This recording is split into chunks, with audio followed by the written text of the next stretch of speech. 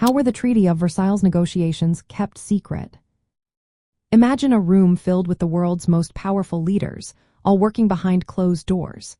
That's how the negotiations for the Treaty of Versailles stayed secret.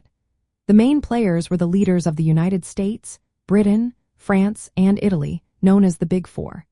These leaders met in small, private sessions that no one else was allowed to attend. These meetings were held away from the larger assembly of delegates, making sure no outsiders could listen in. There were about 145 of these secret meetings. They took place in specially reserved rooms in Paris, where the peace conference happened after World War I. The leaders wanted to keep their discussions private so they could make tough decisions without outside pressure or interference. This way, they could negotiate freely and reach agreements without worrying about public opinion or political backlash. Germany was not allowed to take part in these talks. The Allies wanted to prevent Germany from influencing the negotiations or creating divisions among the victorious nations. Russia was also excluded because it had signed a separate peace treaty with Germany earlier in the war. Instead, the main decision-making body was the Council of 10, which later became the Council of 5. These councils were made up of the foreign ministers of the major powers, and they handled the detailed work behind closed doors.